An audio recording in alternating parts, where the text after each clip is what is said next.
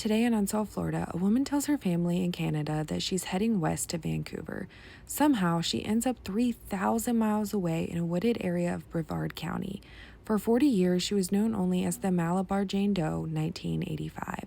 But today, thanks to a few strands of DNA and a dedicated team of scientists, she finally has her name back. It was January 1985. In the quiet wooded outskirts of Malabar, Florida, skeletal remains were discovered.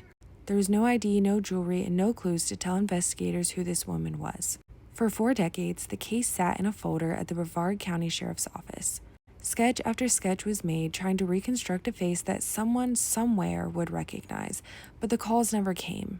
She was a ghost in the system, a woman between the ages of 20 and 50, the height of 5 feet and 5'7", lost in the Florida woods. We'll fast forward to 2024. Using forensic genetic genealogy, the same technology used to catch the Golden State Killer, investigators at Othram and the FDLE finally cracked the code. The woman in the Malabar woods wasn't even from Florida. She wasn't even from the United States, and her name was Jeanette Marcotte. Jeanette was last seen in Saskatchewan, Canada back in 1981 or 82. She had told people she was planning to travel to Vancouver, British Columbia.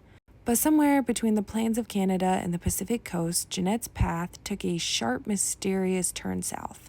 While we know who she is, the how and the why are still shrouded in mystery. How does a woman traveling to Vancouver end up in Malabar, Florida? Was she hitchhiking? Did she meet someone along the way who promised her a different life under the Florida sun? The answer might lie in the house of a local engineer who lived just a short distance from where the bodies were found. Yes, bodies. Longtime residents of the Space Coast remember the name John Crutchley. Jump scare. He was a brilliant engineer who lived a double life. In late 1985, so the same year the skeletal remains were found of Jeanette, a young hitchhiker escaped his home after a 20-hour nightmare. She later revealed to police that John had bound her and performed medical-grade horrors, essentially torture, earning him a dark moniker in the press, the Vampire Rapist. John was never convicted of the killing of Jeanette or Kimberly, but he has long been the primary suspect. John liked to torture his victims, drain their blood, and then drink it. He was a man who hunted in the shadows of Malabar, using his intelligence to hide his monstrous habits. John was sent to prison, but he never faced a jury for what happened to Jeanette or Kimberly.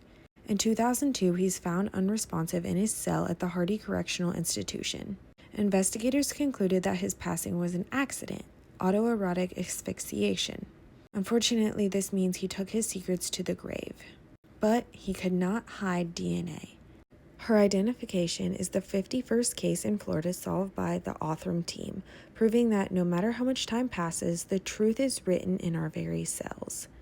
For 40 years, Jeanette Marcotte was a Jane Doe. Today, she is a daughter found.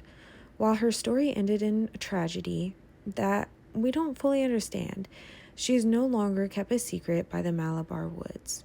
Every name restored is a step towards justice. I like to add a few thoughts about each case. I know many people who their hobby is trying to match unidentified remains with open missing persons cases. Typically, you stay within the same state or surrounding states. This case is obviously an outlier to the data, being 3,000 miles away from home. I don't know if we will ever know what happened to Jeanette, since a cause of death was not able to be determined. But I am very glad she at least has her name back and her families have answers, even if those answers are darker than they ever imagined. So thank you for joining me on this update of Unsolved Florida. We don't just tell stories, we remember the names. We'll see you next time.